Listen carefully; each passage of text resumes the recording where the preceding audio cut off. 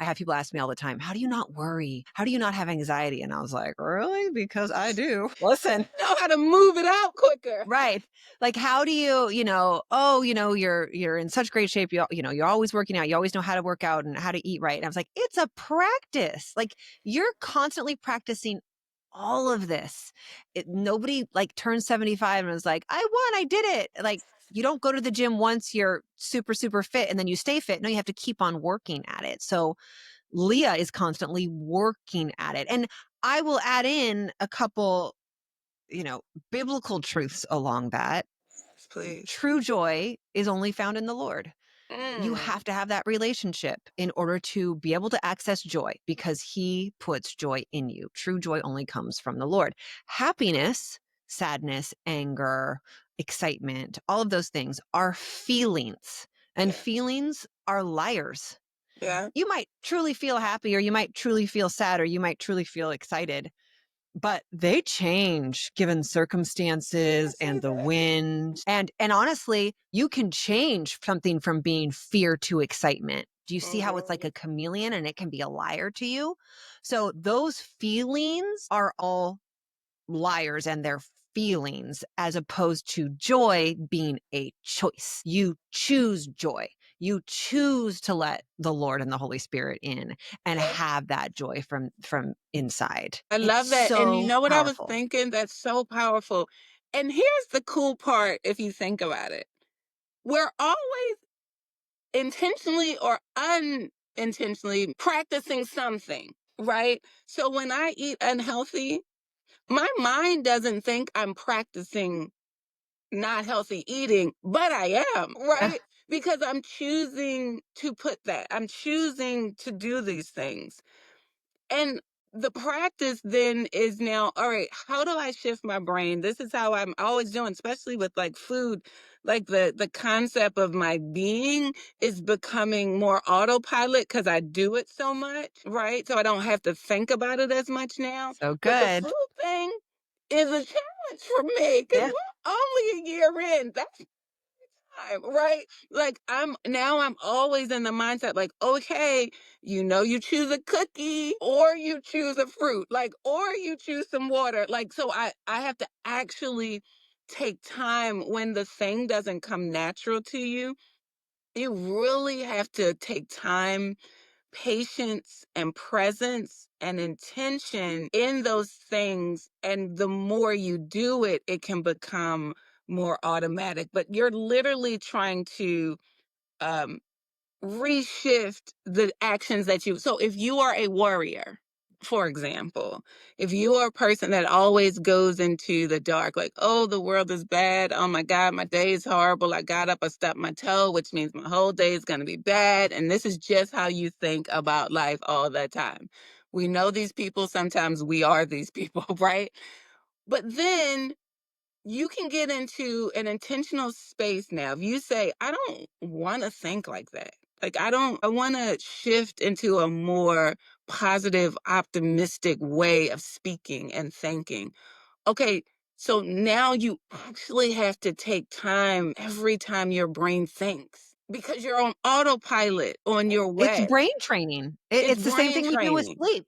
If you've had a bad relationship with sleep forever, your brain looks at your bed and goes, oh, that's where we go to ruminate. That's where we go to sleep for an hour and then wake up and it's party time. So you have to retrain your brain to get good sleep. It's the same thing if you're that person who says all the time, and there's people like this, and I work with people like this. And if you're one of these people, know that there's hope for you who say, oh, I've just always been depressed, or Yeah.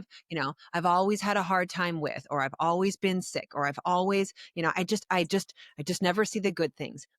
You stop yourself as you're saying that. And even if you feel like you're lying to yourself, it's not, it's brain training. Health flows in and out of me. I am working on being positive. I am looking at the bright side. Like, different I am statements Yeah. they can retrain your brain. Yes. What can I learn from it? You stump your toe? Oh, now next time, and this is how I get out of things. It's like, what can I learn from that thing that Mhm. didn't feel good? Because I can stay on the not feel good, or I can say, oh, The light wasn't on. Next time, turn the light on. You get to see. You thought you knew your house well. You don't, Leah. Turn the light Yeah. on. It'll help you not stump your toe. Okay, great. So today's Or not going to I'm be a bad day. Oh, look at that. I'm feeling my body, which a lot of times Yes. we don't stop and do. Like, oh, okay, this isn't great, but I'm feeling my body, which is a good thing because it's putting me back in, Yes. or, oh, this stopped me and slowed me down because God is trying to get me to slow down. Why is he trying to do that? Yes. Maybe you're constantly busy and that's creating more stress in your life. I mean, there's so many ways to look at these things. Yeah. And it's the looking at things that changes the perception of life. And then I feel when you can change the perception and the experience, you can change the way the body receives it, and then it can release stress from your body. And so if you're like, why do I want to do all this? Because these heavy, and so light, I love going back to yellow and light. Light is a two-way for me. Yes, it's an energetic visual thing, but also I think of being light as in weight concept. You can be heavy, you can carry the burdens, you can carry the challenges, or you can be light and find a way to how do I release it? How do I glean the experience, learn from the experience, release the weight? And so you're living a life of lightness. So when you're around things and people, you're so light. Like you feel so good. You feel peace because you're not carrying the burdens of heaviness. And so that's how I think of things like, am I being light in weight, in my energy, or am I walking in heavy? And those are two different, and that will create stress or release stress. And part of what drew me to Leah and her jewelry, which we did a collaboration together all about sand dollars, which is a big symbol in my life. Wearing her And all the time. we'll put links to that in the show notes if there's any left. But I believe that, and I'm going to say this out loud only because it's as an example, but I wouldn't say it out loud because I'm retraining my brain not to be in this moment. But I tend towards negative. I tend Mm. towards glass half full as opposed to half empty. Now I tell myself, no. You're practicing looking on the bright side. You are tending towards the positive, right? But in my life in the past, it's been hard for me. I've always struggled with worry and anxiety. So for me, I have to have visual reminders, like Yeah, Leah says.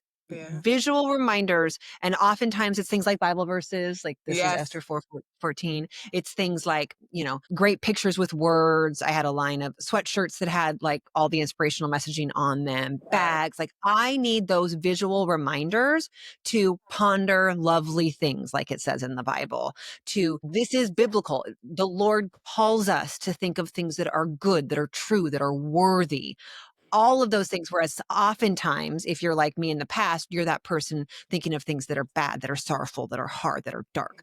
So Yeah. I have to have these visual reminders in my life on the walls, on my shirts, on things like that. And that's what Leah's jewelry is done in a fine jewelry manner. So you wear it, you look at it, and you are automatically pondering lovely things. You are reminded that, okay, we're not going to dwell on the negative, we're going to dwell on the positive.